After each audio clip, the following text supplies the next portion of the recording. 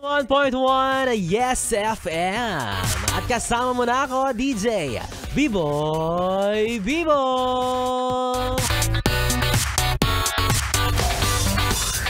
Hoy, wag mo akong kausapin, masama ang loob ko. Ikaw may sweldo pa, yung akin paubos na. Bibi, remember 5 years ago, di ba akala mo hindi mo kayang mag-ipon ng maraming pera? Well, look at you now. Di ba at least sure ka na hindi ka talaga marunong mag-ipon ng pera?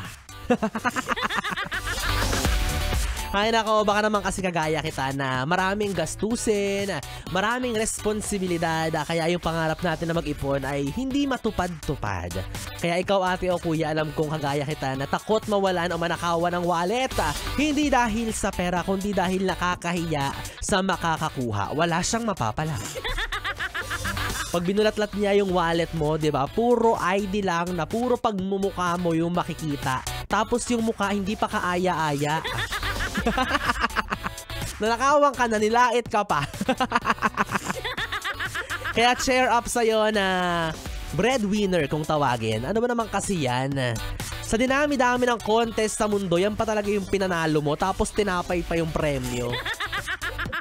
No, pero aminin mo ha, yes friend, BB, kahit mahirap ang pagiging breadwinner, at some point, fulfilling naman siya. In a way na alam mo nga, nakakatulong ka sa iyong pamilya, diba? Pero sana naman ho, yung mga kamag-anak dyan, nanay, tatay, ate, kuya, bunso, sama nyo na yung mga titang palaasa din. Huwag nyo naman po sanang abusuhin, diba? Breadwinner po sila, hindi lotto winner.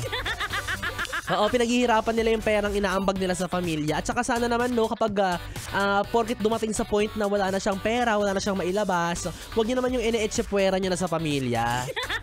Hindi niyo na sinasali sa GC, diba? Hindi niyo na ine-invite kapag may outing.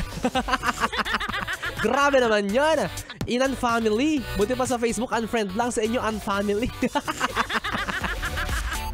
Diba? At saka paminsan-minsan, mas makakainam din siguro kung kumustahin naman natin sila. Paminsan-minsan, abutan din natin sila ng pera kapag may extra, diba? Oo, kasi for sure, nahihirapan na rin talaga sila. Kaya let us appreciate one another. Lalo na yung mga naglalagay ng pagkain sa lamesa ng pamilya, yung mga dahilan kung bakit nananatiling may liwanag ang bumbilya. Oo, yung dahilan na kung bakit nakakapag-internet ka. Yan, di ba? Dahil yan syempre sa sacrifices ng mga breadwinners natin. And soon, sana, di ba, may iba na rin silang makakatuwang sa pamilya. Yung tipong hindi na siya yung magbabayad lahat ng internet, ng Meralco bill, lahat-lahat, pati ultimo Saint Peter life plan mo. Siya na nagbabayad, di ba? Buhay ka pa pero binibigyan mo na siya ng responsibilidad sa pagkawala mo sa mundo. Kaya palakpakan po para sa lahat ng mga breadwinners nating yes friend at mga bibi, no? Sana all nakakapag-uwi ng pera sa pamilya. Kasi po ako, si B-Boy Bibo, ang nauuwi ko lang, puro lang dumi at bacteria. Puro virus, ganyan.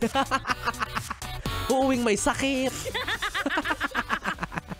Well, anyways, kasama mo na ako, DJ B-Boy Bibo, ang DJ na single, ready to mingle, basta walang label. Pwede mong makatabi hanggang mamayang alas 12 para sa ating BB Time. Dito pa rin at dito ka lang, so 101.1 Yes FM. And for our next song, here's Peter Cetera with his song, Glory of Love. 101.1 Yes FM.